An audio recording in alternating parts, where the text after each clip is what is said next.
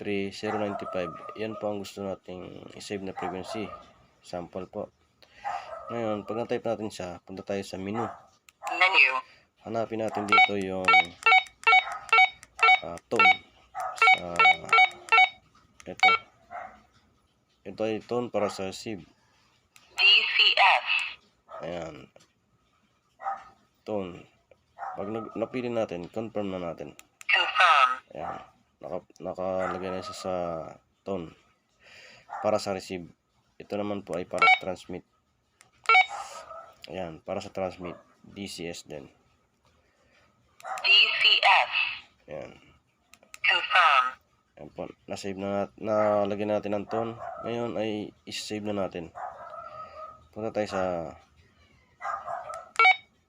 27. Para mag-shortcut, pwede natin i-type dito yung 27. Ayan. Then, Memory channel. memory channel. Ayan, 00. Ayan. Kapag po may nakalagay na CH, ibig sabihin yan ay may laman na. Ayan, CH001. Punta tayo dun sa wala pang nakalagay na CH. Dapat po ay nakalagay tayo sa mem.ch. Tapos, i-confirm natin. Receiving memory. Ayan, makikita po natin na mem.ch, CH channel 2. Ibig sabihin po, na-save natin siya sa channel 2. Pagkatapos po ay exit na. Ayan. Ngayon, para makita nyo nakasave na, pipindutin natin itong BFO or MR para makita natin sa channel mode.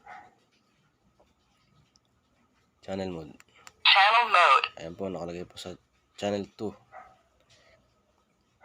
Ayan, makikita mo natin sa gilid. Ayan, nakasave po siya at meron po siyang tone na DCS. Ayan o. Ayan, makikita ba natin. Yun lang po.